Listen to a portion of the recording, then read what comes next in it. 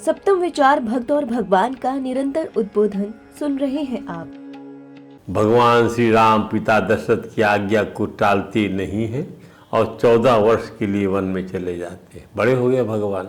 हमने बताया ना आपसे कि भगवान जो है 15 साल तक बढ़ते हैं, उसके बाद फिर उम्र समय बढ़ता है, लेकिन भगवान का शरीर कलेवर वैसे ही रहता है, किशोर।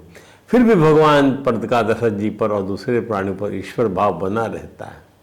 भगवान संपूर्ण देश काल वस्तु व्यक्ति आदि में सदा रहते हैं।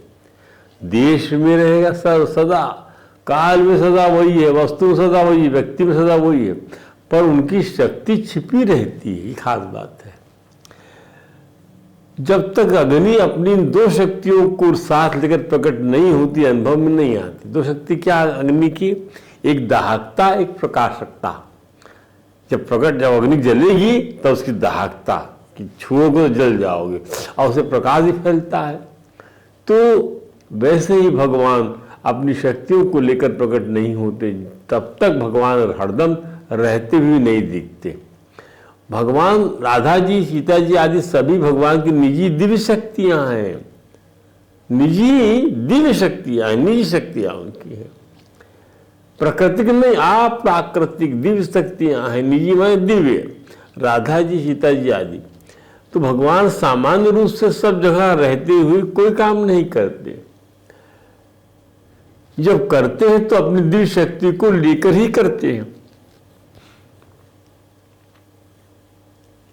उस दिव्य शक्ति के द्वारा भगवान विचित्र विचित्र लीला करते हैं। उनकी लीलाएं इतनी विचित्र और अलौकिक होती हैं कि उनको सुनकर, गाकर, याद करके भी जीव पवित्र होकर इस संसार चक्र में दोबारा नहीं आता।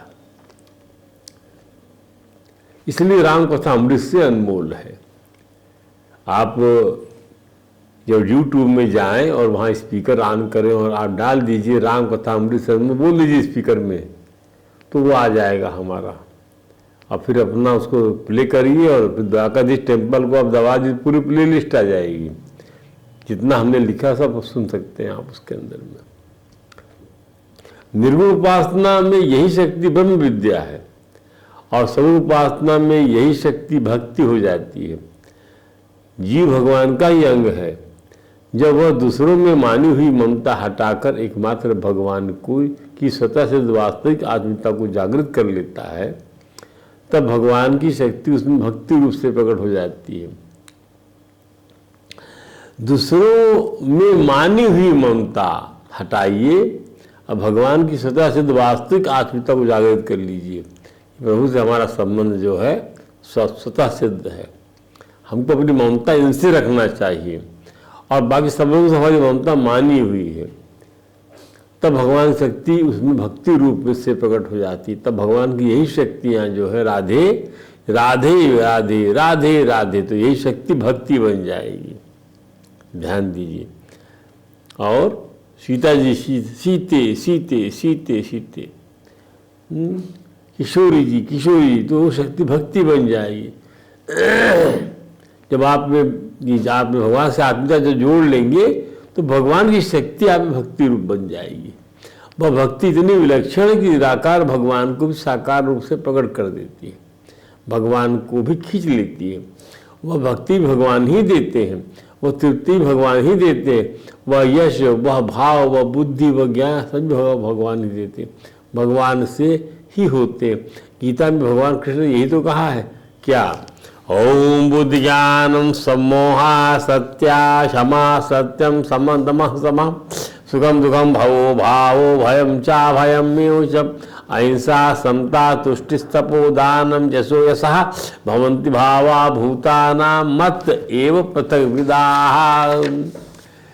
प्राणियों के बीज भाव मुझसे ही होते हैं। बुद्धि, ज्ञान, असम्मोह, क्षमा, सत्य, दम, सम, सुख, दुख, भव, अभाव, भय, अहिंसा, समता, तुष्टि, तप, दान, यश, ये पृथक पृथक और अनेक तरह के भाव भगवान से ही होते। अर्थात उन सब सत्ता, स्फूर्ति, शक्ति, आधार और प्रकाश भी भगवान से ही मिलता है। तात्पर्य यह है कि तत्व से सबके मूल में भगवान ही है। इसलिए संसार कि सभी पदार्थों में, सभी क्रियाओं में, सभी धारणाओं में भगवान के रूप के दर्शन करना चाहिए। चाहे उत्पत्ति हो, चाहे प्रलय हो, चाहे अनुकूलता हो, प्रतिकूलता हो, चाहे अमृत हो, चाहे मृत्यु हो, चाहे स्वर्ग हो, चाहे नरक हो, ये सबकी सब भगवान की लीलाएं हैं। समझिए, लीलाएं का मतलब क्या होता है? अभिनय। अभिनय का मतलब क्या होता है? अभिनय का मतलब होता है जिसमें वो चीज नहीं है उसका आरोपण है, अध्यस्त है। ये सब चीजें उनमें, आत्मा में सब अध्यस्त है। अध्यस्त का आरोपण ही तो समझना है अपने को, ब्रह्म को जानने के लिए। भगवान की लीला में बाल कांड है, अयोध्या कांड है, अरण्य कांड है, किष्किंधा कांड है, लंका कांड है। पुरियों में देखा जाए तो अयोध्यापुरी भगवान का प्राकट्य, राजा और रानी का वात्सल्य भाव है। जनकपुरी राम जी के प्रति राजा जनक, महारानी सुनैना और प्रजा की विलक्षण विलक्षण भाव है। वे राम जी दामाद रूप में खिलाते हैं, उनके साथ खेलते हैं, विनोद आदि करते हैं। अरण्य कांड में भक्तों का मिलना भी है, राक्षसों का मिलना भी है। किष्किंधा कांड में भगवान को मित्र की प्राप्ति होती है, सेवक की प्राप्ति होती है। लंकापुरी युद्ध होता है, मारकाट होती है, खून की नदियाँ बहती। इस तरह अलग अलग पुरियों में, अलग अलग कांडों में श्री भगवान की तरह तरह की लीलाएं होती हैं। सब सारे जीवों का जीवन भी इसी किस्म की विविधताओं से भरा पड़ा है। जहाँ जीव के कि कर्म को लीला नहीं कह सकते, वह जीव के कर्म को जीव का कर्म कहलाता है। और उसके अंदर में जो उसके लिए आत्मस्वरूप उसको समझ में आ जाए कि वो एक आत्मस्वरूप है, आत्मा के रूप में है, नित्य निरंतर है, तो उसको लगेगा ये सारी चीजें जो हैं, संसार का रिश्ता, नाता, सुख दुख, मिलना जुलना, घर द्वार, सब मुझ में अध्यस्त है। और है भी अध्यस्त। ये सब रहने वाली चीजें नहीं है, हमारे स्वरूप में नहीं है, स्वरूप में नहीं है, इसीलिए वो छोड़ जाता। ये स्वरूप यही छूट, ये स्वरूप में ये रूप छूट जाता है अपने आप, उसमें है ही नहीं तो छूट जाएगा। आप फिर चले जाएंगे, यदि कर्म को पकड़े होंगे तो किसी और योनि में चले जाएंगे जन्म लेकर, और कर्म को यदि भगवान में अर्पित कर देंगे तो आप मुक्त हो जाएंगे। बड़े सिंपल से फॉर्मूले बने हुए हैं, ध्यान दीजिए।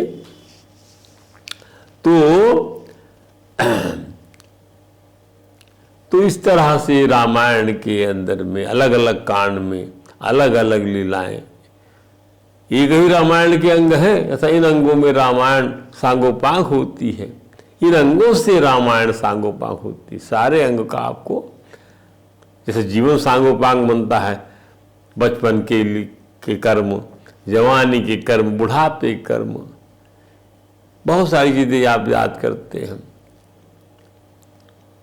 तो ऐसे संसार में प्राणियों की तरह तरह के भाव हैं, क्रियाएं हैं। कहीं पर कोई हंस रहा है तो कहीं पर कोई रो रहा है, कहीं पर विद्वान चर्चा पर चर्चा कर रहे हैं, तो कहीं पर आपस में लड़ाई हो रही है, कहीं कोई जन्म ले रहा है तो कहीं पर कोई जो है प्राण छोड़ रहा, आदि आदि जो ये विविध भांति चेष्टाएं हो रही हैं, ये सब भगवान की लीलाएं ही हैं।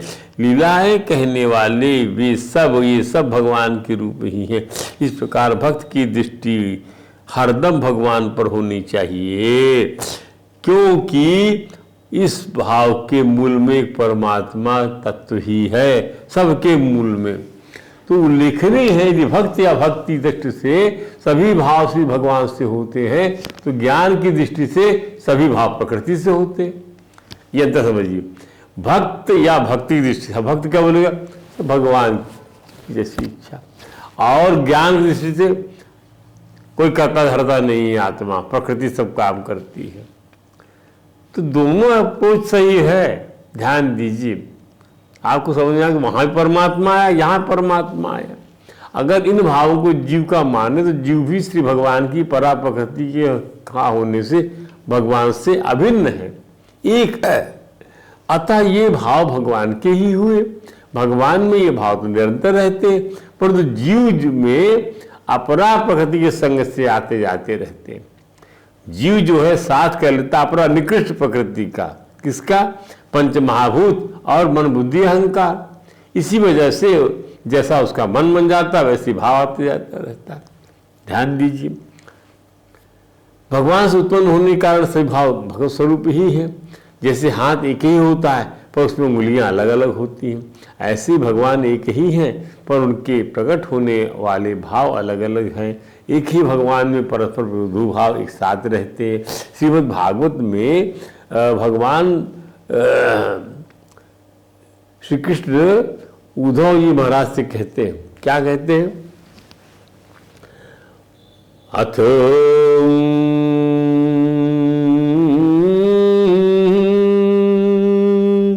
अथ बद्धस्य मुक्तस्य वैलक्षण्यम बदामि ते। मैं बंधन का, मुक्त होने का जो वैलक्षण है मैं तुझको बताता हूँ। हे उद्धव, हे महात्मा उद्धव, विरुद्ध धर्मिणो तात,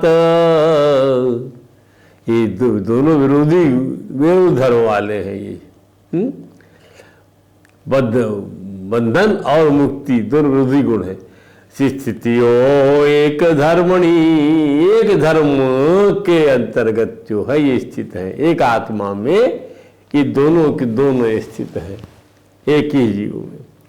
जिसी इस प्रकार एक ही धर्मी परमेश्वर में शोक और आनंद जैसे दो परस्पर विरुद्ध भाव धर्म समझ जान पड़ते हैं, परंतु ये भाव जीव के अपरा और पराभक्ति के सापेक्ष से होते तभी जीव बद्ध और मुक्त अनुभव करता है। भगवान के ऐश्वर्य को विभूति कहते हैं। श्री भगवान की अलौकिक शक्ति एवं अनंत सामर्थ्य को योग कहते हैं। किसको कहते हैं विभूति? भगवान के ऐश्वर्य को विभूति कहते हैं। कितना ऐश्वर्य है भगवान को, कितने ब्रह्मांडों के मालिक है, हर संपदा के मालिक है, वायु के मालिक हो, जल के मालिक हो, ये विभूति हो गई। भगवान का ऐश्वर्य है। इतने नदी, पहाड़, पर्वत, इतनी खदानें, सोने, चांदी, जेवरात, स्वर्ग आदि 14 भुवन, तो ऐश्वर्य विभूति है, ऐश्वर्य। और योग क्या है? भगवान के अनंत सामर्थ्य को योग कहते हैं कि क्या करते? कर्तुम अकर्तुम अन्यथा कर्तुम स करोति ईश्वर, वो ईश्वर है। अतः सारा बात यह है कि योग से प्रकट होने वाली विशेषताओं का नाम विभूति है। विभूति योग से प्रकट होती है। भगवान ने योग से अपनी विभूति प्रकट कर दिया महाभारत के युद्ध में। और तो और राजा अर्जुन ने योग से गंगा का पानी वहां पैदा कर दिया युद्ध के मैदान में। और तो और अपने योग से भगवान ने भीष्म को जो है पीड़ा रहित बना दिया। ध्यान दीजिए, अपने योग से सब चीज जानेंगे, कौन कैसे मरेगा। इसलिए कहा, जब राजा अर्जुन ने कहा कि प्रभु अब आप द्वारका जा रहे हैं, युद्ध तो खत्म हो गया, जो आपने गीता सुनाई थी वो मैं भूल गया हूँ। सब लोग गीता भूल जाते हैं, यही जीव की कमजोरी है। तो उसको रिप्रेजेंट किया है राजा अर्जुन ने कि जैसे वो भूल गए, तो जब वही भूल गए, जब भगवान के साथ रहते हैं तो how to talk of the others. तो रोज अभ्यास करना, असकृत उपदेशात, बार बार बार बार बार बार अभ्यास करने से वो चीज आएगी। भूल जाता है जीव, भूल जाता है। रोज कचरा साफ कर रहा कमरे का, डेली अभी साफ करिए, अभी गंदगी आ जाएगी। वैसे मन रूपी घर, मन रूपी भांड को भी डेली हर क्षण साफ करने की जरूरत है। और कोई डिटर्जेंट नहीं है भगवान नाम के अलावा जो उसको साफ कर सके। और आप डिटर्जेंट के अलावा जितने किस्म के उसमें एजेंट डालते जाते हैं दिन भर में, आपका मन वैसे खराब होता चला जाता है और आप परेशान और अशांत हो जाते हैं। उसका लक्षण क्या है? शांति मिल रही है क्या? नहीं, अशांति मिल रही। हाँ, तो अशांति मिल रही, तो जो चीज़ आ रही मन में ठीक नहीं आ रही है। शांति कैसे मिलेगी? शांति जब भगवत अपनी बात को भगवान को समर्पित कर देंगे कि प्रभु निर्णय कर दीजिए, आप दो बन जाइए, एक आप बन जाइए व्यक्ति और एक बन जाइए आत्मा। आप ही बन जाइए, बात कर लीजिए आपस में। ये तरीका होता है जीवन में जीने का। भगवान से बात कर, भगवान नजदीक से नजदीक है। कोई चीज आपके नजदीक से नजदीक है तो कौन? भगवान। कोई चीज आपसे दूर है तो कौन? भगवान। कैसे कैसे दूर से दूर है? अरे यहां से चले अपन, भूलोक से चलेंगे, भू भुआ स्वा तप जन मह सत्य, इतने लोग क्रॉस करने के बाद जहां के भगवान वहां पे हैं, और उसके बाद में और भी अंदर में है, और कितने नजदीक में है? यहां हृदय में विराजमान ठाकुर जी। तो अतः भाव और व्यक्ति के रूप में जितनी विभूतियां हैं, भाव और व्यक्ति के रूप में, वे सभी भगवान के सामर्थ्य और प्रभाव से प्रकट होती हैं। हम तो रोज देखते हैं, किताबें लिखते रहते हैं, बोलते हैं, तो हमको लगता है कौन हमारे अंदर घुसा हुआ है, कौन हमारे हाथ को पकड़ के चलाता है, कौन हमारी बुद्धि में घुसा हुआ है, हमसे गलती नहीं होने देता। वो विचार करते हैं। इसलिए भगवान की लीलाओं को सुनने, पढ़ने, याद करने आदि से लोगों का अंतःकरण निर्मल और पवित्र हो जाता है और उनका ज्ञान दूर हो जाता है। यही भगवान के कर्मों की दिव्यता है। ज्ञान स्वरूप भगवान शंकर, ब्रह्मा जी, सनकादिक ऋषिगण, देवर्षि नारद जी, सुदेव जी महाराज और हम सभी श्रीमन नारायण की लीलाओं को गाकर और सुनकर मगन हो जाते हैं। कई लोग कहते हैं कि भगवान तो सर्व सामर्थ्यवान है, फिर संतों की रक्षा करना, दुष्टों का विनाश करना, धर्म की स्थापना करना आदि आदि ये सभी काम बिना अवतार लिए नहीं हो सकते क्या? क्यों नहीं हो सकती? परंतु जीवों पर विशेष कृपा कैसे होगी? अरे भाई, सभी काम पैसे से हो जाए तो पिता जो बीच में निर्देश देता है, माँ जो बीच में निर्देश देती है, वो कैसे मिलेगा आपको? अपने हाथ से खाना बना खिलाती हो, कैसे होगा? पैसा दे जा खाना होटल में, तो क्या तृप्ति हो जाएगी क्या आपको? नहीं होगी। तो भक्तों पर विशेष कृपा करने के लिए भक्त चाहते हैं, अतः अपने परम भक्तों का कुछ और ही साधन करने के लिए, जीव विशेष कृपा करने के लिए भगवान स्वयं अवतीर्ण होते हैं। श्रीमद् भागवत कहती है क्या?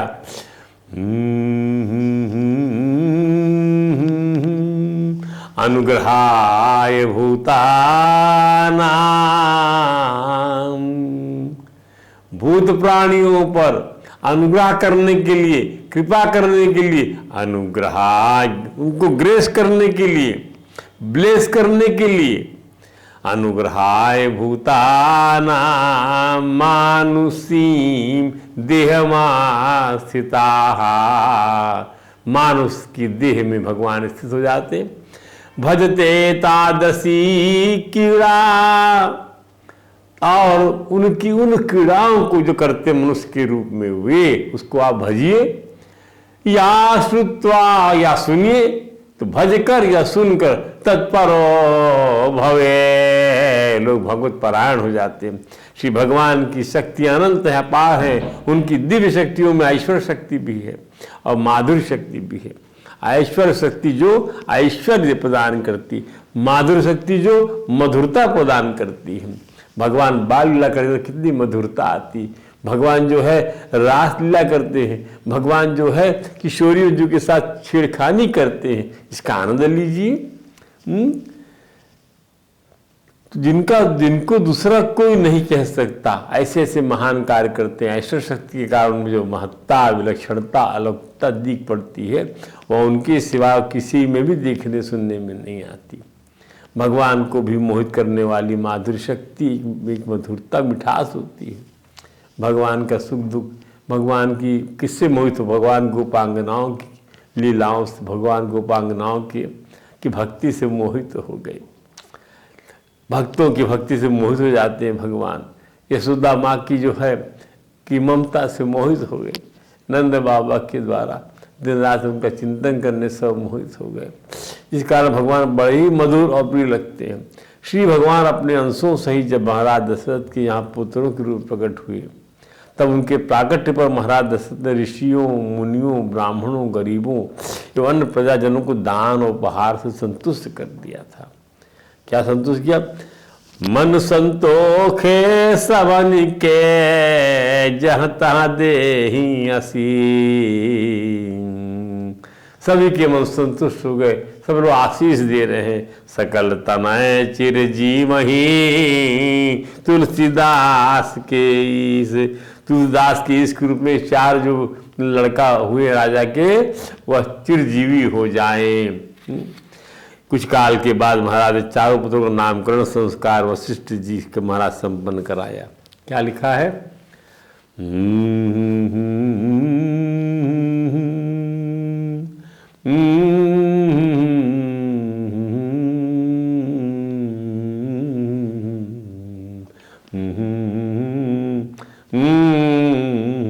जो आनंद सिंधु सुख राशि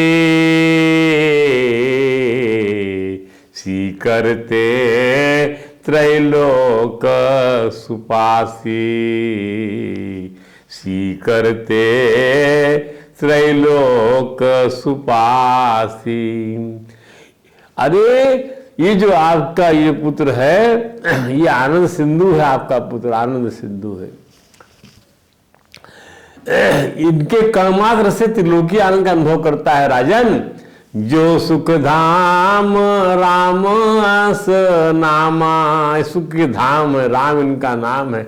अखिल लोक दायक विश्रामा, अखिल लोक को यहाँ पर विश्राम मिलेगा इनके नाम पर।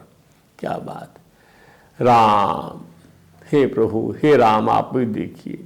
विश्व भरन पोखन कर जोई ता कर नाम भरत। जो भरत का नाम, ये जो आपके दूसरे पुत्र है भरत, ये विश्व को भरण पोषण करने वाले होंगे।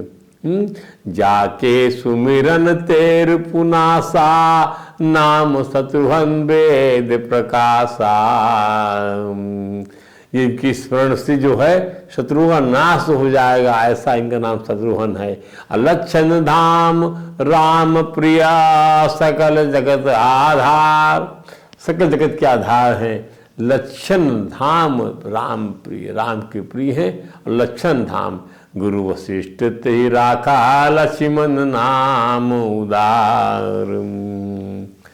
अब देखिए इसका नाम प्रसिद्ध होगा तो तात्विक रूप से परब्रह्म के रूप में अद्वैत पूर्ण ब्रह्म का नाम राम, विश्व ब्रह्म का नाम भरत और तेज ब्रह्म का नाम लक्ष्मण और प्राज्ञ ब्रह्म का नाम शत्रुघ्न प्रचारित हुआ। इनका विवाह भी तुरीय, सुषुप्ति, जागृत और स्वप्न अवस्था रूपी समाधि स्वरूपा श्री सीता जी से, मानवी जी से, उर्मिला जी से और श्रुतकीर्ति जी के साथ हुआ जो ब्रह्म की शक्तियां थीं। श्री राघवेंद्र राजकुमार था, इनकी बाल लीला का माधुर्य अयोध्या के महल से बाहर नहीं परोसा गया। राजकुमार का बालपन कौन देख सकता है? राजा और रानी की अर्थात पिता और माता के बीच में ही ये माधुर्य श्री भगवान ने प्रचुरता से बहाया। जब लीला पुरुषोत्तम श्री कृष्ण जी महाराज का बाल चरित्र माधुर्य यशोदा जी के चौबारे से बच की गालियों और मोहल्ले मोहल्ले में भी पाया गया है, जिससे आज भी जन जन को वह रास सराबोर करता। तो व्यापक ब्रह्म निरंजना निर्गुण विगत विनोद सो अज प्रेम भगति बस कौशल्या के गोद। आज ब्रह्म जो है अजन्मा परमात्मा प्रेम भक्ति बस कौशल्या माँ की गोद में खेल रहा है। इस प्रकार से ये भगवान की जो और लीलाओं का वर्णन कल हम करेंगे। आज यहीं तक विश्राम। वृंदावन बिहारी लाल की जय। हरे राम राम राम हरे हरे, हरे कृष्ण